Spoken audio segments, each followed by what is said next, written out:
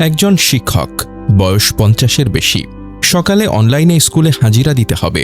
সরকারি চাকরি, নিয়ম না মানলে জবাবদিহি করতে হবে। কিন্তু সমস্যা হলো স্কুলে নেটওয়ার্ক নেই, ছাদে উঠেও নেই, পাহাড়ে উঠেও নেই।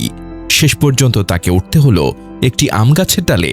জি হ্যাঁ, 2026 সালের বাংলাদেশে একজন প্রধান শিক্ষককে সরকারি নির্দেশনা পালন করতে জীবনের ঝুঁকি নিয়ে গাছে উঠতে হয়েছে। ঘটনাটি ঘটেছে রাঙামাটির দুর্গম বাঘাইছড়ি উপজেলার পাকুজ্জছড়ি সরকারি প্রাথমিক বিদ্যালয়ে।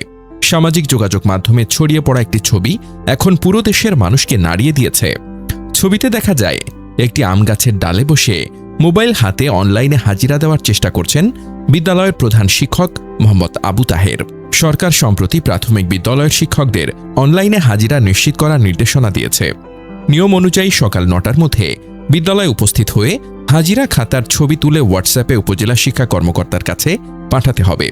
উপজেলা থেকে জেলা, জেলা থেকে আরও ঊর্ধ্বতন পর্যায়ে সেই তথ্য যাবে। কাগজে কলমে বিষয়টি খুবই আধুনিক, খুবই সুন্দর, খুবই সময় উপযোগী। কিন্তু প্রশ্ন হলো, যেখানে নেটওয়ার্ক নেই সেখানে অনলাইন হাজিরা কিভাবে সম্ভব?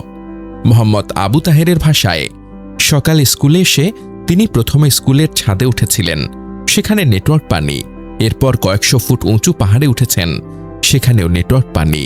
অবশেষে একটি আম গাছের ডালে উঠে সামান্য নেটওয়ার্ক পেয়ে হাজিরা খাতার ছবি পাঠাতে সক্ষম হন। কিন্তু ততক্ষণে দেরি হয়ে গেছে। অভিযোগ অনুযায়ী সময় মতো ছবি না পৌঁছানোয় তাকে ধমকও শুনতে হয়েছে। ভাবুন একবার, একজন শিক্ষক সকাল থেকে পাহাড় বেয়ে উঠছেন, গাছে উঠছেন, জীবনের ঝুঁকি নিচ্ছেন, তারপরও ধমক খেতে হচ্ছে কারণ তিনি সময় মতো অনলাইনে হাজিরা পাঠাতে পারেননি। এর চেয়ে নির্মম বাস্তবতা আর কি হতে পারে? সবচেয়ে হৃদয়স্পর্শী ছিল তার একটি বক্তব্য। তিনি বলেছেন, পেটের দায়ে চাকরি করি, চাকরি বাঁচাতে রিস্ক নিতেই হবে। চাকরি না থাকলে আমার ঘরের 4টি পেট কেমনে চলবে? এই একটি বাক্যের মধ্যেই যেন লুকিয়ে আছে হাজারো সরকারি কর্মচারীর বাস্তবতা, লুকিয়ে আছে একজন বাবার অসহায়ত্ব, লুকিয়ে আছে একজন শিক্ষকের সংগ্রাম।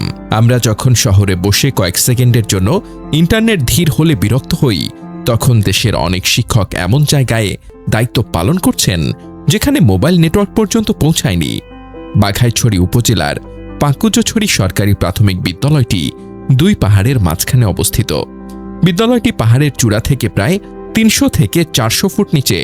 চারপাশে পাহাড়, দুর্গম পথ, যোগাযোগ ব্যবস্থা সীমিত।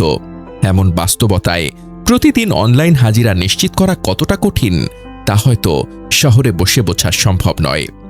উপজেলার 116টি সরকারি প্রাথমিক বিদ্যালয়ের মধ্যে প্রথম দিনই 28টি বিদ্যালয়ের 83 জন শিক্ষকের অনলাইন হাজিরা পাওয়া যায়নি। এটাই প্রমাণ করে সমস্যাটি কোনো একক বিদ্যালয় নয়, এটি পুরো পাহাড়ি অঞ্চলের বাস্তবতা। শিক্ষক নেতারাও বলছেন, সরকারের সিদ্ধান্ত ভালো, জবাবদিহিতা নিশ্চিত হওয়া প্রয়োজন। কিন্তু পাহাড়ের বাস্তবতা বিবেচনায় না নিলে অনেক শিক্ষক অযথা ভোগান্তির শিকার হবেন।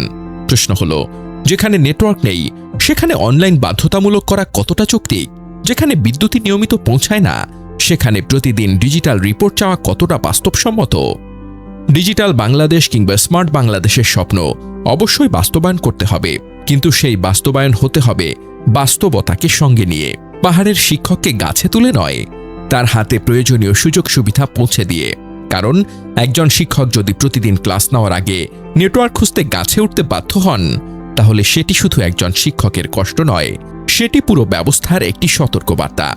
আজ দেশের মানুষ ছবিটি দেখে বিস্মিত, কেউ হাসছে, কেউ অবাক হচ্ছে, কিন্তু ছবিটির ভিতরে লুকিয়ে আছে এক গভীর প্রশ্ন।